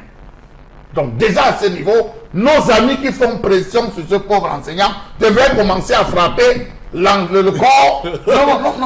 Non, vous n'avez pas écouté le proviseur. Justement, le proviseur a dit qu'il assumait. Ça veut dire que la pression première a commencé sur le proviseur. Ok, alors Charles Hamel. C'est le proviseur qui a subi la pression. Qu'est-ce qui fait problème?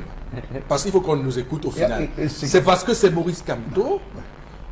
Qu'est-ce qui fait fondamentalement? Est-ce que l'épreuve en question est mauvaise? Est-ce que le message véhiculé dans l'épreuve est mauvaise? Qu'est-ce qui fait problème? Maurice Kamto. Les enquêtes nous diront. Parce qu'il y a des élèves ont eu aussi à traiter des épreuves où on signait pour le libéralisme communautaire et des Le Favre. Monsieur Eric Faux-Poussi, vous vous souvenez que dans les années 90, un professeur s'était amusé à interroger les enfants en philosophie. Le titre c'était « Qu'est-ce que c'est que le risque ?» Vous vous rappelez de cette épreuve? Un élève a laissé toutes les pages, il est allé à la fin, la dernière page. Il a dit, voici ce que c'est que le risque. Il avait compris. Il n'a rien appris. Il est allé à la fin, il a dit, mais il a pris le risque, bien sûr. Il avait compris. Il avait compris. Non, il a eu la note, monsieur. Oui, c'est vrai, souvent, c'est clair. Mais ça avait été condamné. Ça avait été condamné. On a condamné l'enseignant en disant, on ne veut pas l'évaluer. D'autres ont fait 4 pages avec les intercalaires, ils sont contents. Lui, il a allé, il s'est dit que voici ce que c'est que. Oui, on se retrouve donc dans ceci que tout ce qui peut être proposé désormais par un enseignant doit être passé au crible. Il faudrait qu'il y ait un détachement des services de l'enseignement qui vont désormais dans les établissements scolaires. Parce que quand on étudiait, c'est qu'on a étudié parole, monsieur Eric Faux-Poussi. Ce parole qu'ils ont étudié de Jacques Prévert, c'est de l'anticonformisme qu'on enseigne aux jeunes. Comment être un anticonformiste, jamais d'être dans le droit. Lorsque je pense X, je dois penser le Prévert dans la gauche, sur tous les plans. Qu'est-ce qu'on va dire de égal? L'anticonformisme. Qu'est-ce qu'on va dire de égal? Le monsieur dit non. Tu dis c'est blé, il dit non. Tu dis c'est oui, il dit non. Mais attendez, monsieur le Faux-Poussi, je crois que quand même, on enseigne, on amène l'enfant à discerner, à savoir prendre une partie. Et le texte, je l'ai lu, je l'ai relu, jusqu'au niveau des virgules et des points, je l'ai analysé. En aucun moment, je n'ai vu cela comme étant un texte à subversion, sinon que d'amener les enfants à comprendre qu'il faudrait réfléchir par la construction d'une nation en éliminant un seul facteur, le tribalisme. Et par rapport à ce sujet aussi, il y a cet aspect que le proviseur relève que le lycée de Mendon est apolitique. Et c'est quelque chose d'assez inquiétant. Si on parle d'apolitique, ça veut dire qu'on ne doit pas enseigner la politique en philosophie, vraiment qu'on enlève. On ne peut pas parler de philosophie si on ne parle pas de politique. Il n'y a pas de philosophie sans politique. C'est pour cela que c'est la mère des sciences. Je suis très étonnée de savoir qu'on ne peut pas parler de politique dans les écoles. Encore que dans les classes de première, on se rappelle encore avec le problème ivoirien lors des les élections en 2010-2011. Dans les lycées et collèges, c'était bouillant, tout le monde voulait en parler. Les élèves en faisaient même des débats pendant les pauses. Mais comment est-ce qu'on va on veut nous dire aujourd'hui qu'un lycée peut être apolitique? Et pourtant, c'est le centre même de la croissance de l'envie politique, du désir politique des jeunes. C'est à partir de là que chaque jeune sait ce qu'il a à faire pour sa nation. Et il n'y a pas un autre endroit sur Terre où on ne peut parler de politique qu'à l'école. Ça commence là-bas. En tout cas, le professeur veut parler de la politique politicienne. C'est pas le professeur qui nous intéresse. Vraiment, lui, il a dit ça. Il a dit parler à pour qu'on s'entende tous. Non, mais quand il dit politique politicienne, voilà, mais c'est eux qui font, c'est eux qui sont choix de faire la politique politicienne. C'est pas, non mais lorsqu'on va laisser entrer dans le... Quand vous dites c'est eux, enlevez le proviseur dedans. Qui parle du proviseur? Non, quand vous dites tenez donc ces décideurs qui menacent le proviseur. Oui, parce que moi, il faut donner les responsabilités. Il faut dire donc. Il a été clair. Lui, il dit sa part, mais on constate que dans les faits, cette histoire prend cette ampleur parce que c'est eux qui apportent une coloration politique politicienne. S'il y avait rien, si cette épreuve était passée normalement, nous n'en parlerions pas sur ce plateau. C'est eux qui en donnent, c'est eux qui donnent à cette affaire un grossissement tout à fait exponentiel. Nous n'en parlerons pas sur ce plateau. Il faut qu'on dise des choses aux gens. Une épreuve de philosophie, j'ai entendu. Troisième séquence. J'ai entendu des horreurs. Des gens dire, est-ce que Maurice Kamto est philosophe? Pour qu'un texte extrait de son ouvrage, L'urgence de la pensée, puisse être soumis à un devoir de philosophie. Alors, je me suis dit, où la terminale qu'on a fait, on l'a fait à différentes dimensions. Parce que c'est quoi justement philosopher? Revenons aux fondamentaux. C'est la toute première question à philosopher. Oui. Je pleure le directeur de l'école publique Moudédo qu'on avait renvoyé à de cela 2 à 3 ans. Papa, tu te retrouves où maintenant? Pourquoi est-ce qu'on t'avait renvoyé? Parce que tu as montré les visages des enfants assis à même le sol. À l'école publique Moudédo. Celui-ci l'a envoyé au Chalama Ayagua. On a pas envoyé à Ayagua. Il a perdu son travail. Il a perdu son travail. Et je vais mettre mon cœur où est Seigneur Jésus. Je dis que je vais mettre mon cœur où est. Parce que c'est un citoyen qui perd son emploi. Vous avez pensé à sa famille, non? Les perdus là, vous faites le clin d'œil minute by minute. Oui. Non, mais dans ce pays quand même, et c'est là que nous devons construire notre conscience citoyenne. Son avenir, l'avenir de ses enfants. On entend des gens dire que oui, l'enseignant devait, compte tenu de la situation politique, du contexte politique actuel, ne pas le faire. Je dis, mais attention, c'est même le moment où il doit.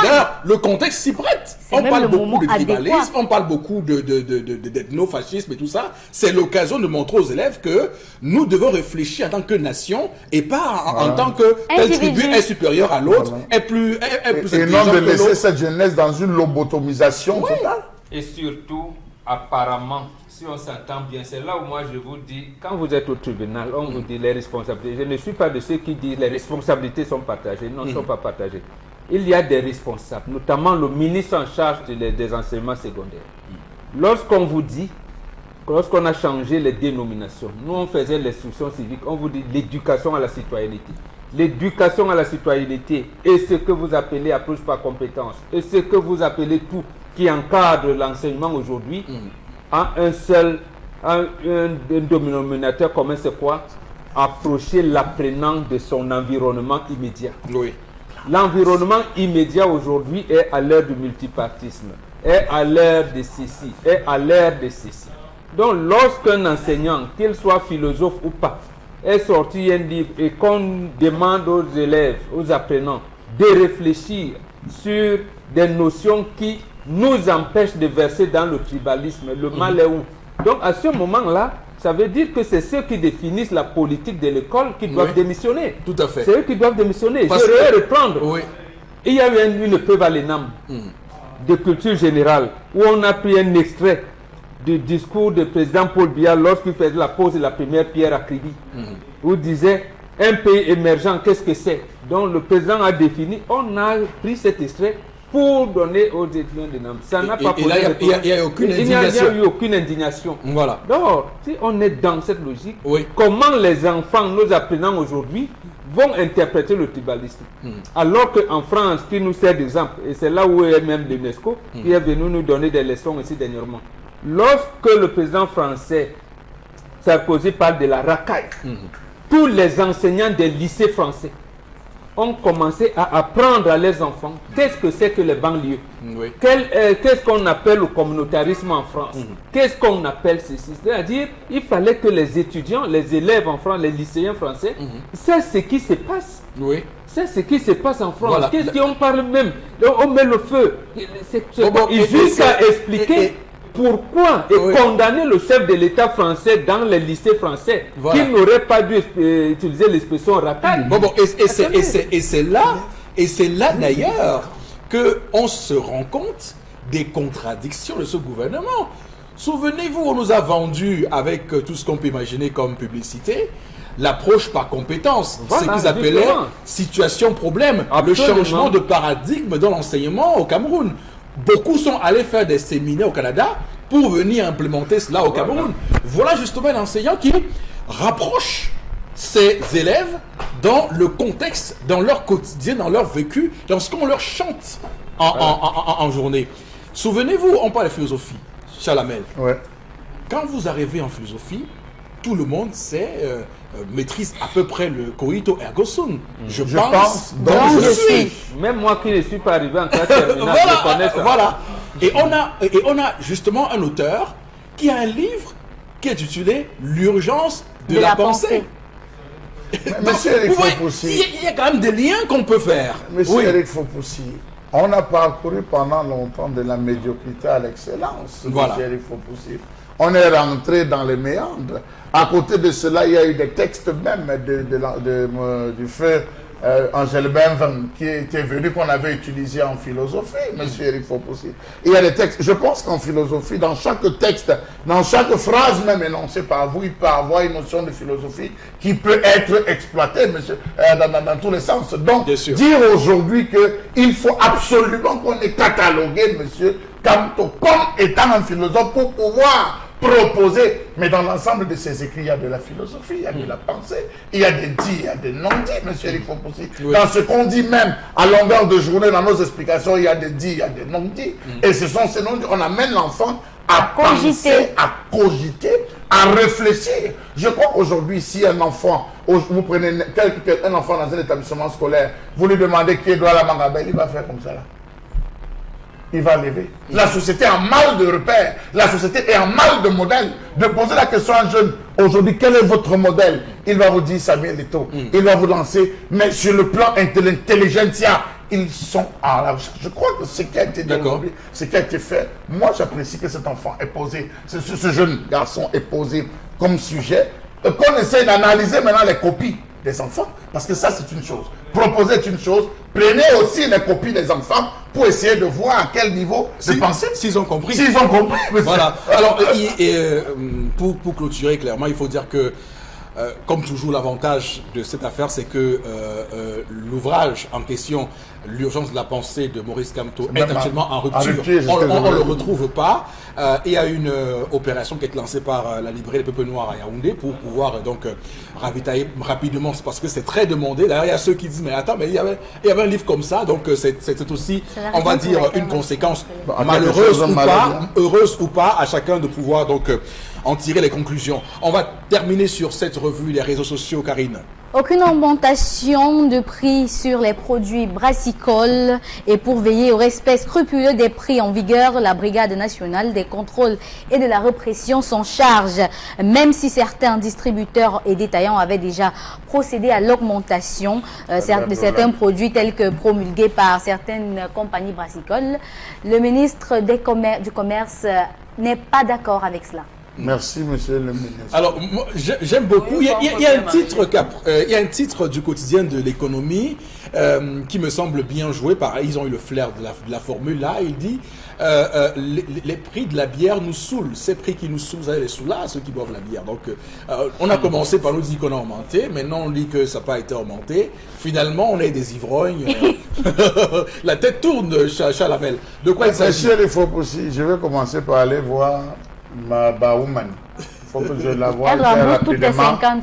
Ma Baouman doit commencer à me rembourser tout ce qu'elle me doit. Monsieur, il faut aussi en 50-50 et elle me regarde. Oui. Et je sais qu'il y a de nombreuses personnes qui ont déjà commencé ça. Est-ce que c'est normal de faire ça? Oui. Est-ce que le aussi. ministre du Commerce, vraiment à un moment donné, quand même, on a augmenté des taxes dans ce loi de finances 2019, vous savez? Donc ça a eu une incidence. Tant que le ministre n'a pas ça a eu une dit que- incidence sur. Vous savez que lorsqu'on entre dans un bar et que l'objectif c'est se désaltérer, lorsqu'on vous demande ça fait 650, la première question que vous vous posez, est-ce que ça a été validé? Présentez-moi les affiches. Dans tous les différents bars, il y a les affiches. Lorsqu'on augmente, on met les affiches. Désormais, ancien prix, nouveau prix, ou parfois aujourd'hui ils disent prix public conseillé. Je crois bien cette expression. Vous ne voyez pas cela et on vous dit on a augmenté. Depuis pratiquement que cette affaire circule, je vais vous dire, monsieur Negou, que sur le marché, il y a des produits qui ont disparu. Il y a des gens qui ont créé une spéculation, qui ont créé des ruptures en termes de certains produits parce qu'ils voulaient augmenter. Il y a des produits qui ont connu des augmentations sans avoir été. Il y a des produits qui ont justement connu des augmentations. C'est le panier de la ménagère qui souffre, c'est le petit consommateur qui souffre. Rendu lorsque vous traversez Yaoundé, on ne boit plus les vracs. Ça, ils appellent ça le vrac. Et ils vont dans des caves, ils souffrent des boissons d'un certain niveau, d'un certain standing. La preuve, il y a certains qui commandent même des demi-conteneurs pour de vin, pour ravitailler leur cave. Tandis que le bas peuple, lui, n'est arrivé qu'à cela, ce qu'on appelle le non contrôlé. Voilà là où vous voulez dire quoi? Que en réalité, il y a une politique fiscale qui vise à matraquer les poches des pauvres Camerounais et que ceux qui sont en haut, par exemple, qui boivent du champagne, tout ce qu'il y a comme boisson spiritueux, n'ont pas les mêmes problèmes. Je crois que là, monsieur, il faut aussi calculer en termes de sortie. Je dis calculer juste en termes de sortie. Qu'est-ce qui sort le plus? C'est le vrac qui sort le plus. C'est la masse qui consomme le plus par rapport à c'est un verre, c'est une bouteille ou deux bouteilles tout au plus. On a déjà pris 100 francs, ça fait 200 francs. Mais regardez les gars qui s'asseyent à longueur de journée. 50 fois 50 fois 50 fois 6, ça fait combien? Calculez, c'est des dépenses. Je peux vous dire qu'il y a eu plein de bagages de discussion qui ont démarré depuis le 13h hier, lorsque le ministre du Commerce s'est exprimé sur la question en disant non, les prix n'ont pas augmenté. Donc, je crois que les sociétés brassicoles devaient attendre qu'on autorise, justement, avant de pouvoir faire sortir, à mettre toutes les affiches, faire toutes les publicités. Et ils ont mis la charrue avant les bœufs. Et c'est la raison pour laquelle... ça peut être aussi un moyen de pression. Vous savez, on est en économie, on est dans le monde de l'emploi. Ça peut être des pressions qu'on peut faire pour essayer de débusquer l'autre dans sa stratégie. Oui, Boro Bengan, oui. Non, moi, je ne condamne pas les entreprises brassicoles. Oui, les brasseurs. Les brasseurs, je ne condamne pas du tout. Ce n'est pas parce que la procédure... Et pourquoi on met tant de temps pour valider les prix? On analyse, on peut augmenter, ça crée une crise sociale. Une société. Maintenant, donc pas les taxes. Salamel, les orientations du budget 2019 ont été signées par le chef de l'État au mois d'octobre. À la circulaire budgétaire. La circulaire 2018. Oui. L'on a un gouvernement qui n'associe pas le secteur privé dans l'élaboration des politiques économiques, alors qu'ils ont des regroupements patronaux qui sont connus. C'est à ce moment, parce que le gouvernement veut mettre tout le monde dans une gestion en embuscade. Gestion en embuscade, après vous sort une grosse expression qui vous dit plan d'urgence. Tout le monde n'est pas dans l'urgence. Il y en a qui font des programmations. Et dans la vie, on programme. Les entreprises ont des plans d'exploitation prévisionnels, ils ont des ceci, ils ont de cela. Lorsque l'État leur impose, il dit avant le 15 mars, chaque entreprise assujettie à temps à l'impôt doit déposer sa déclaration statistique et fiscale. On fait comment? Ça veut dire qu'il y a une programmation. On devrait donc courant novembre, avant même la tenue ou alors au cours de la session budgétaire, causé avec ces entreprises, il a dit, nous pensons, voilà les impôts auxquels vous serez assujettis.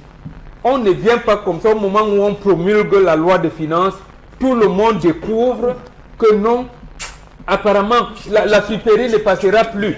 Et maintenant, oui, la friperie ne passe pas, d'accord. Mais que feront nos tailleurs? Est-ce qu'on a développé l'industrie du textile sur le plan local? Le Camerounais va s'habiller comment? Parce qu'on a donné les facilités à la Chine en 2003. En 2003, la vérité, c'est qu'il y a une contradiction avec, avec ce gouvernement. Je veux dire que le travail de concertation qu'ils nous font maintenant, on aurait dû le faire depuis juin passé. Absolument. Ce n'est pas en janvier qu'on se lève un matin, qu'on constate qu'on augmente les taxes et que les prix peuvent augmenter. On fait des simulations. On essaye de comprendre comment accepter une telle mesure dans la société. Je veux dire, au Cameroun, on est tellement habitué à des choses compliquées. Permettez-moi de utiliser cet impôt de pas être... Non, seulement par embuscade. Oui, c'est l'embuscade. Vous pensez qu'une entreprise qui a prévu des bons de commande, qui a prévu un plan d'exploitation... Et qui a un prix de sa matière première, qui est là, qui découvre, vous nous dites, vous ne payez plus 100 francs, d'impôt, vous allez payer 200 francs. Mais attendez. Mais imaginez, votre comptable vient vous dire, vous, chef d'entreprise, que bon, désormais, patron, vous savez qu'avant, on prenait à tel, maintenant, ce sera à tel prix. Mais il va dire, mais où sont mes marges? Absolument. Il se pose des questions. Là, on est clairement en train de jeter, et ce gouvernement le fait toujours. On est en train de faire un bouc émissaire. On est en train de diaboliser les brasseurs. On a augmenté parce que les taxes ont augmenté. Il faut le dire aux Camerounais.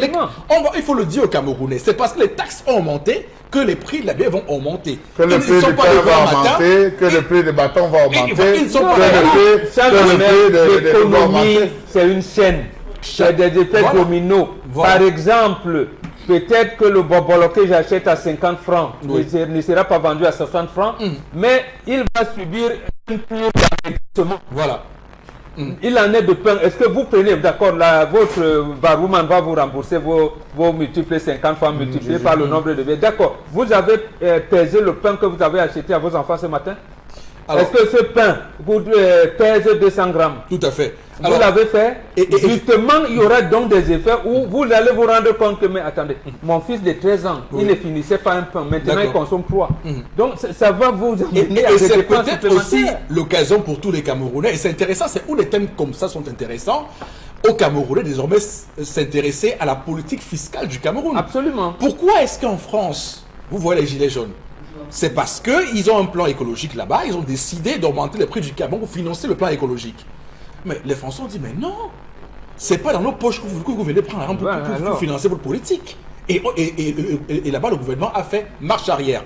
Au lieu de s'en prendre aux brasseurs, en prenez-vous à ceux qui ont commencé le problème, qui ont décidé d'augmenter les taxes, sans vous expliquer quelles seront les conséquences de ces taxes qui sont augmentées. Actuellement, on ne sait pas quelles seraient les conséquences de l'augmentation, par exemple, des friperies, tout ce qui a été fait comme droit d'assise, tous ces produits d'importation. On ne sait pas encore ce que va produire les logiciels, parce qu'il y a également sur le numérique des taxes qu'on augmente. On ne sait pas encore. Aucune simulation n'a été faite, aucune explication n'a été faite. On va se retrouver dans un contexte où il y a le flou total, le flou artistique, et on va commencer à dire, ah oui, c'est telle entreprise qui est en train de vouloir nous faire les poches. Non, attention, il faut qu'on soit sérieux dans ce pays. Comme les entreprises, vous avez raison, les entreprises de téléphonie mobile peuvent dire là, non, on a dit qu'on va augmenter les taxes sur les téléchargements. Eux aussi vont augmenter les prix. Oui, voilà. Et on va commencer à dire, non, telle entreprise a fait. Non, il faut qu'on soit sérieux dans ce pays. Un gouvernement, ça réfléchit. Un gouvernement, ça prévoit. On dit gouverner, c'est prévoir. Ça prévoit les choses. On ne peut pas être aujourd'hui, nous sommes en mars, pour faire des concertations pour un truc qui a été voté en décembre. Non, mais attention. Voilà. Et là, ça veut dire, donc, c'est prévoir qu'on a la concertation d'ensemble. C'est un mouvement d'ensemble. On associe les acteurs. Quand vous dites, les acteurs de développement. Oui. Et vous réfléchissez seul, non. Ils ont toujours été habitués à fonctionner comme ça. D'accord. Et le secteur privé s'en c'est plaît le toujours. provisoirement. En tout cas, et après, on va nous faire des Cameroun Business Forum.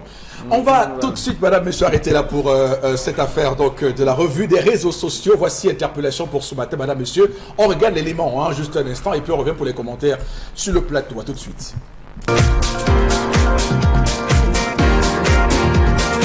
Bonjour, je suis l'un des frères jumeaux épais et moi je suis Koum, le plus beau. Ben, je pense quand même qu'il faut d'abord asseoir les problèmes d'ethnie qui est en train de déranger notre pays à ce moment et mener à bien le développement de notre pays.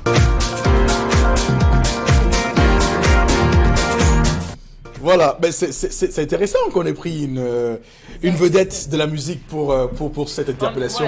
Juste un petit commentaire pour Bengal en 30 secondes, on a peu beaucoup de temps. Non, il faut peut-être expliquer seulement que ce qu'on appelle tribalisme, c'est un comportement social ou alors de comportements sociaux qui consiste à donner par des manœuvres la priorité à sa seule ethnie. Donc, il veut donc amener les gens à la méritocratie et non procéder par les manœuvres pour privilégier ses frères et sœurs. D'accord. On va tout de suite basculer au plateau B avec Ingrid et Tondi qui nous retrouve avec Premier Bête. Bonjour Ingrid. Bonjour Eric, bonjour à tout le plateau du Zénith. Je suis très heureuse d'être des vôtres ce matin. Donc, demain se célèbre la Journée internationale de la femme. Qu'a prévu Premier Bête pour cette magnifique célébration? Alors déjà, je souhaite par anticipation, bonne célébration à toutes les femmes sur le plan international, bien sûr. Et bien, comme vous savez, Premier Bête est toujours à l'affût des bons plans pour satisfaire son aimable clientèle. Et comme la clientèle de Premier Bête est également féminine, c'est pourquoi on a prévu quelque chose pour ces dames qui sont spéciales, ces femmes, ces mères de l'humanité. Eh bien, en prélude à la fête, à la célébration de la Journée internationale de la femme, aujourd'hui, 7 mars 2019, on aura une magnifique promotion à partir de 16h. C'est bien sûr notre magnifique Happy Hour. De 16h à 18h, vous avez 2 heures de pur bonheur, de pure joie et de pur cash, si je peux l'appeler ainsi. Avec 150 francs CFA, vous avez 4 combinaisons de l'auto 190, 4 combinaisons de l'auto Ghana et bien sûr, comme je veux le dire, comme je m'explique, ça veut dire quoi? Si vous achetez un ticket à 300 francs CFA au loto super 4 cagnottes, un ticket à 100 francs CFA au loto 590, le second ticket vous est vendu à moitié prix. Donc pour un ticket acheté, le second ticket vous est vendu à moitié prix. C'est la magnifique promotion qu'on offre à toutes les dames et à tous les messieurs aujourd'hui.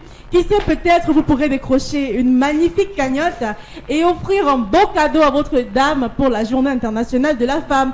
Alors rendez-vous dans tous les kiosques et toutes les agences Premier Bête. Faites vos jeux et je vous souhaite à tous bonne chance.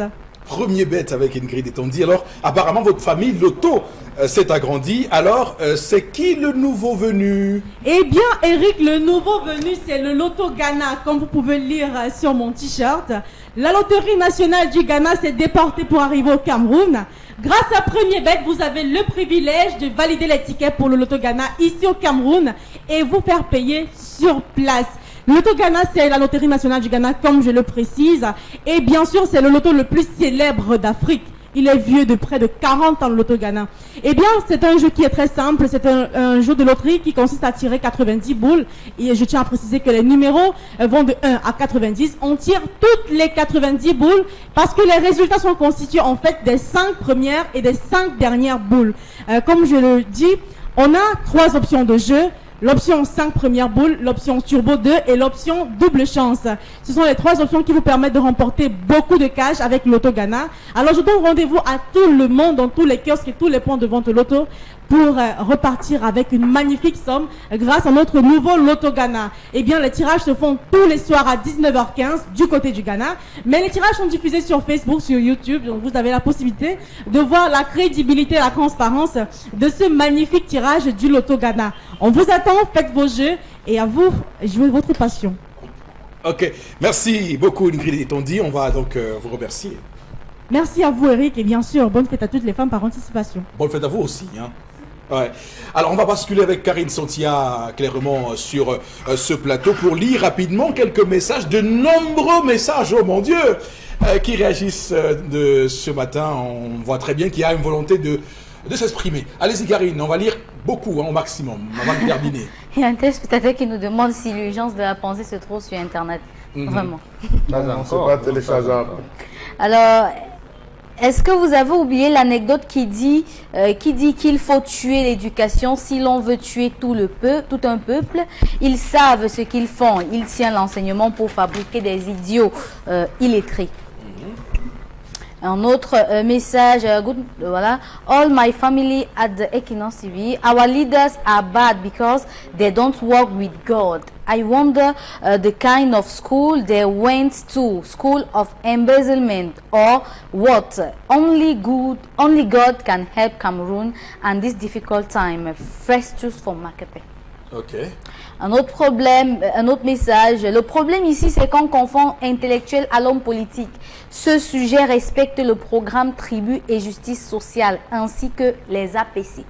Ah d'accord, voilà, on évoquait ici APC, approche par compétence. Tribu et classe sociale. Donc ils ont d'ailleurs, il y a un module qui est au programme. Intégral, oui, Tribu et classe sociale. Mais on nous fait blaguer, on nous fait parler ici pour rien, au final. C'est pas pour rien, puisqu'on est en train de censurer. C'est une ironie.